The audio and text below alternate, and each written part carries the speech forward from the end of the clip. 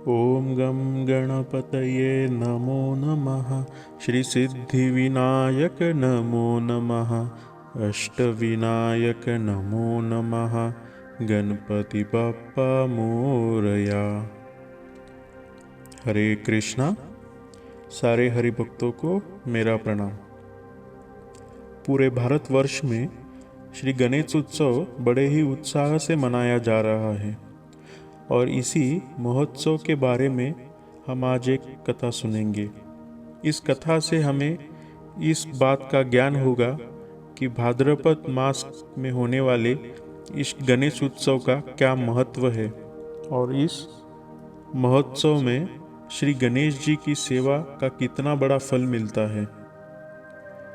तो एक बार माता पार्वती ने अपने पिता हिमालय से पूछा, हे पिताजी, यह नील राजा कौन था और उसने ये भाद्रपद मास का श्री गणेश का व्रत किसके लिए धारण किया था, यह कृपया मुझे बताइए। तब हिमालय ने माता पार्वती से कहा, यह बहुत प्राचीन कथा है। तब मगध राज्य में एक नल नाम का बहुत ही पराक्रमी, धार्मिक और ज्ञान संपन्न राजा था। उसे बहुत सी विद्याएं अर्जित की थी। पूरे त्रिलोक में गमन करने का उसमें सामर्थ्य था। इंद्र भगवान भी उससे डरते थे। उसे दमयंती नामक बहुत ही सुंदर पत्नी थी। कहा जाता है, सुंदर सुंदर पदार्थों का दमन करके उसका सार निकालकर भगवान ब्रह्मदेव ने उसे निर्माण किया था। इसीलिए उसे दमयंती कहा जाता था। और एक कारण था कि वह हर एक सुंदर स्त्री का गर्व दमन कर देती थी। इसीलिए भी उसे दमयंती कहा जाता था। उस राजा का बृहस्पति समान बुद्धिमान, नीति संपन्न और समुद्र जैसा गंभीर एक पद्महस्त नाम का प्रधान था। ऐसे खुशहाली में वो अपने राज्य को संभाल रहा था। एक दिन जब राजा अपने राज दरबार में बैठा हुआ था, उस समय वहाँ पर गौतम ऋषि का आगमन हुआ। गौतम ऋषि को देख राजा बहुत खुश हो गया और उसने उनका आदर सत्कार किया। राजा की भक्ति देख गौतम ऋषि उससे प्रसन्न हो गए। तब राजा ने ऋषि को प्रश्न किया, हे मुनि, मैं यह जो इतने बड़े राज्य के ऐश्वर्य का उपभोग ले रहा हूँ, यह मेरे कौन से पुण्य का फल है जिसके कारण मुझे यह ऐश्वर्य प्राप्त हुआ है?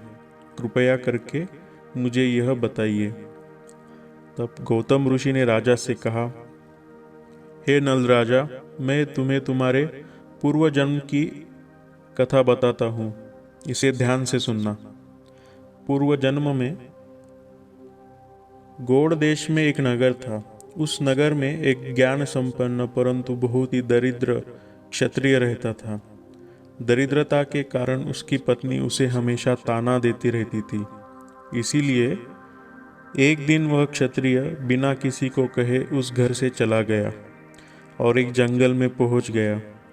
उस भयानक जंगल में जहाँ बाघ, सिंह जैसे प्राणी रहते थे, वह अकेला ही घूमता रहा और घूमते घूमते वह कौशिक ऋषि के आश्रम पहुंच गया। उस आश्रम में जाते ही उसे कौशिक ऋषि का दर्शन हुआ और ऋषि को प्रणाम करके उसने ऋषि की सेवा की। तब उससे प्रसन्न होकर कौशिक ऋषि ने उससे कहा कि भगवान गणेश तुम्हारा कल्याण करे। ऐसा उसे आशीर्वाद दिया। यह आशीर्वाद सुनकर क्षत्रियों को बहुत ही आनंद हुआ और उसने उस ऋषि से कहा, हे मुनि, मेरी इस दरिद्रता को नाश करने वाला और मेरे मन को शांति देने वाला कोई उपाय मुझे बताइए। तब कौशिक ऋषि ने उसे श्री गणेश की उपासना करने का आदेश दिया और बताया, श्रावण मास की शुक्ल पक्ष की चतुर्थी से भाद्रपद मास की शुक्ल पक्ष की चतुर्थी तक हर दिन मिट्टी से बने गजानन की पूजा करो, जिससे तुम्हारी सारी इच्छा मनोकामनाएं पूर्ण होगी और तुम धनवान बन जाओगे। इस प्रकार कौशिक ऋषि से श्री गणेश जी की पूजा की विधि के बारे में जानने के बाद वह क्षत्रिय अपने घर चला गया और उसने बड़े ही भक्ति भाव से श्री गणेश जी की आराधना की। उसे सोते जागते, खाते पीते हर समय श्री गणेश जी का ध्यान लगा रहता था। ऐसा 1 महीने एकाग्र मन से उसने इस व्रत का पालन किया, जिसकी वजह से क्षत्रिय की दरिद्रता नष्ट हो गई और वह ऐश्वर्यवान हो गया। हे राजा, तुमने इस प्रकार पूरे शुद्ध मन से श्री गणेश जी की आराधना की थी, जिसके कारण भगवान गणेश तुम पर प्रसन्न हो गए। इसीलिए तुम्हें पिछले जन्म में ऐश्वर्य प्राप्ति हुई और इस जन्म में भी तुम उसी श्रद्धा और भक्ति के फल का उपभोग ले रहे हो, जिसके कारण तुम्हें यह राज ऐश्वर्य प्राप्त हुआ है।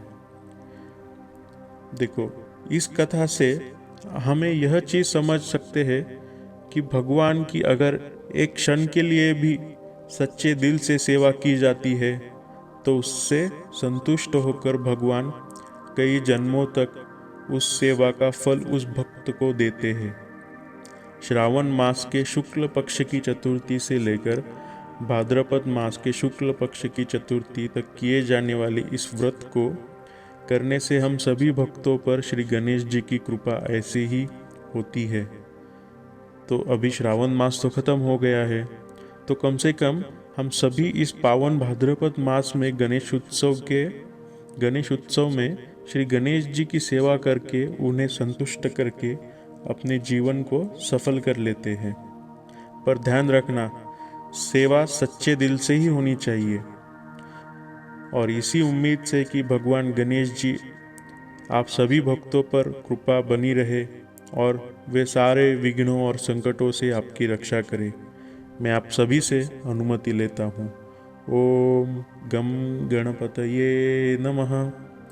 हरे कृष्ण कृष्ण कृष्ण हरे हरे, हरे राम राम राम हरे हरे। गौर प्रेमानंदे हरि हरि बोल।